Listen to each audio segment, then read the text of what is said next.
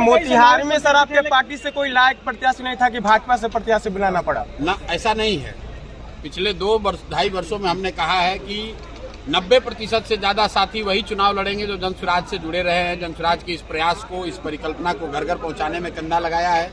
लेकिन अपवाद के तौर पर कुछ बढ़िया हीरा अगर बाहर के दल वाला झाड़ू से निकाल के अपने घर से बाहर कर दे तो हम इतने बेवकूफ तो नहीं है कि उसको नहीं उठाएंगे। नसीम साहब नरकटियागंज से टिकट के दावेदार थे, नरकटिया से। और जनसुराज ने ये घोषणा की हुई है कि जहां पर भी पहले से मुस्लिम विधायक हैं वहां पर कोई हम लोग मुस्लिम प्रत्याशी नहीं देंगे, क्योंकि हम लोग नहीं चाहते हैं कि मुस्लिम समाज का जो प्रतिनिधित्व है पहले से कम है, अब उसको और क्यों कम करें। इसीलिए वहां पर नरकटिया से कोई मुस्लिम विधायक का प्रत्याशी नहीं बनाया जा सकता था। उसी वजह से वहां पर मंजर नसीम जी को टिकट नहीं मिला। अगर तेजस्वी यादव ये सार्वजनिक तौर पर स्वीकार कर ले कि उनके माँ बाप की सरकार जो थी, राजद की सरकार थी, वो जंगल राज था, उसके लिए माफी मांग ले, तो एक बार को बिहार की जनता ये सोच सकती है कि भाई अब ये सुधर गए हैं, आगे ये आएंगे तो गलती नहीं करेंगे। जो व्यक्ति ये मान ही नहीं रहा है कि 15 साल जंगल राज चला था, वो आदमी जीत कर आएगा तो वही काम करेगा जो पहले हुआ है। इसलिए तेजस्वी यादव, जब तक तेजस्वी यादव और राजद के लोग अपने 15 साल के जंगल राज के लिए उसको स्वीकार नहीं करते हैं कि जंगल राज था, उस समय बिहार के लोगों के साथ गलती हुई, उसके लिए माफी नहीं मांगते हैं, तब तक तेजस्वी यादव का विकास पर बात करना, बेहतरी की बात करना बिल्कुल बेमानी है।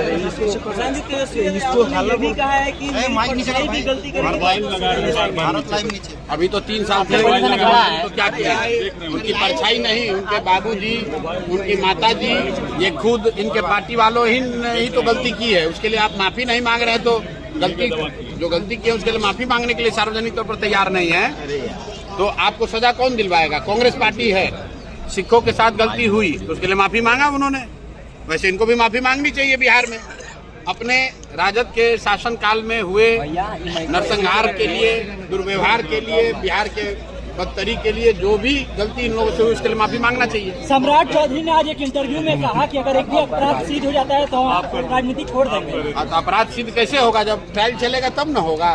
तो पहले जो फर्जी सर्टिफिकेट लगाकर निकले हैं वो बताए कि भैया वो फर्जी था, हम पर ट्रायल चलाया जाए। अपराध सिद्ध कैसे होगा? जब आप पर ट्रायल चलेगा। तो ट्रायल तो चला नहीं आप पर, आपने कह दिया कि हम नाबालिग है गलती सर्टिफिकेट लगाकर, और जबकि अभी एफिडेविट दिए है, तारापुर से चुनाव लड़ रहे हैं, उसके हिसाब से 1995 में सम्राट चौधरी की उम्र थी 26 साल और कोर्ट का डॉक्यूमेंट लगाया कि हम हैं 15 साल के। तो भाई अगर आप गलत डॉक्यूमेंट लगाकर अपने को नाबालिग बच्चा बताकर बाहर निकले हैं तो आपका अपराध कैसे सिद्ध होगा? सर मोतिहारी में सर आपके पार्टी से कोई लायक प्रत्याशी नहीं था कि भाजपा से प्रत्याशी बनाना पड़ा? ना, ऐसा नहीं है। पिछले 2-2.5 वर्षों में हमने कहा है कि 90% से ज्यादा साथी वही चुनाव लड़ेंगे जो जनसुराज से जुड़े रहे हैं, जनसुराज के इस प्रयास को, इस परिकल्पना को घर घर पहुंचाने में कंधा लगाया है। लेकिन अपवाद के तौर पर कुछ बढ़िया हीरा अगर बाहर के दल वाला झाड़ू से निकाल के अपने घर से बाहर कर दे तो हम इतने बेवकूफ तो नहीं है कि उसको नहीं उठाएंगे। कूड़ा करकट उस दल से हटेगा तो उसको नहीं पकड़ेंगे।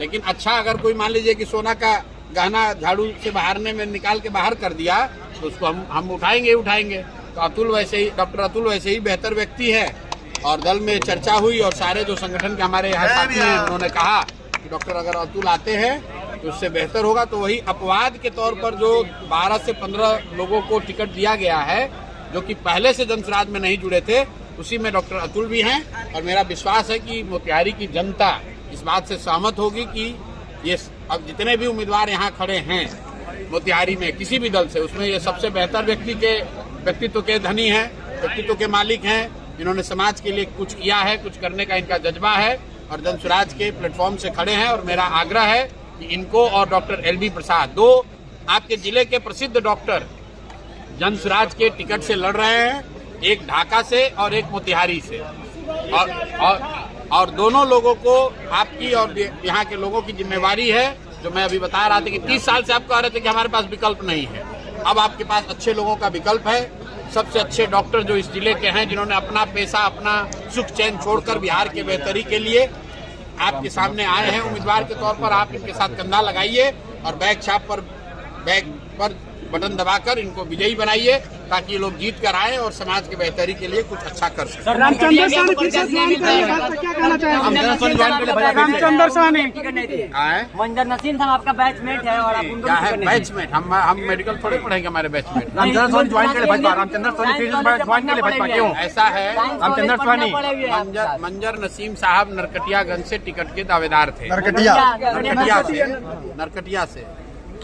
और जन सुराज ने ये घोषणा की हुई है कि जहां पर भी पहले से मुस्लिम विधायक हैं वहां पर कोई हम लोग मुस्लिम प्रत्याशी नहीं देंगे, क्योंकि हम लोग नहीं चाहते हैं कि मुस्लिम समाज का जो प्रतिनिधित्व है पहले से कम है, अब उसको और क्यों कम करें।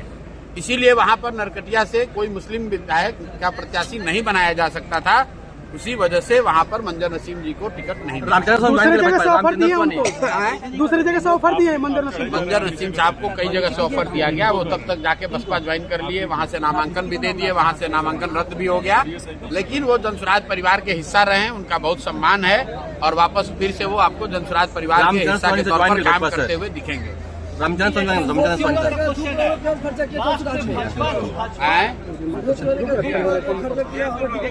बिहार में किसी, सुन लो मेरी बात, हर आदमी के सवाल का जवाब देना जरूरी नहीं है, लेकिन बिहार में किसी के पास अभी इतना पैसा नहीं है कि प्रशांत किशोर और जनसुराज का ईमान खरीद सके। ऐसे ऐसे कितने आए और गए, किसी का दम नहीं है कि प्रशांत किशोर का ईमान खरीद सके। रामचंद्र सहनी फिर से भाजपा ज्वाइन कर लिए। तो भाजपा में न थे, करवाया था, पीसी करवाया था आपने पटना में। ऐसा है, हम एक पीसी कर रहे थे, उसमें रामचंद्र सहनी जी बीच में आए बैठे, वो सीनियर राजनीतिक व्यक्तित्व हैं, तो हमारा ये कर्तव्य है कि हमारे इतने सीनियर आदमी आएंगे तो हम उनको अपने बगल में बैठाएंगे। वो जनसुराज ना उन्होंने कभी ज्वाइन किया है, अन्ना जनसुराज से उनका कोई बहुत लंबा रास्ता रहा है, वो भाजपा से ही राजनीति करते रहे हैं, भाजपा के टिकट से ही विधायक थे, भाजपा ने टिकट नहीं दिया तो वीआईपी से लड़े, वहां से भी टिकट नहीं मिला तो इस बार इधर उधर अपना कहीं कोशिश कर रहे होंगे। लेकिन रामचंद्र सहनी जी का मैं बहुत व्यक्तिगत तौर पर सम्मान करता हूं, उन्होंने समाज के लिए कुछ अच्छा काम किया है, इसके लिए उनका सम्मान है, और अब किस दल से वो राजनीति करते हैं ये उनकी स्वेच्छा है, हम उसके लिए क्या कह सकते हैं। अशोक चौधरी पर दूसरा किस्त कब जारी होगा सर? अरे भैया अब तो किस्त जारी हो गया, अशोक चौधरी सरेंडर कर गए, बोल दिया कि अब न्यायालय में कुछ नहीं करेंगे, जनता की अदालत में जाएंगे, जनता की अदालत में भी नहीं गए, डर के मारे चुनाव भी नहीं लड़ रहे हैं। कम से कम 2-3 लोगों पर जिन पर आरोप लगा वो लोग चुनाव लड़ने गए हैं, अशोक चौधरी तो चुनाव लड़ने भी नहीं गए, और जो मानहानि का नोटिस भेजे थे उस सबसे भी बैकआउट करके भाग गए, डर के मारे स्वीकार कर लिया एक तरीके से कि जो उन पर आरोप लगा है वो सही है। और बिहार में आप लोग तो यूट्यूब चलाते हैं, अपने चैनल पर डाल दीजिए कि बिहार का सबसे भ्रष्ट 3 मंत्री कौन है, तो उसमें अशोक चौधरी का नाम जरूर आएगा, ये मैं आपको दावे के साथ लिख के दे सकता हूँ। चलिए बहुत बहुत धन्यवाद।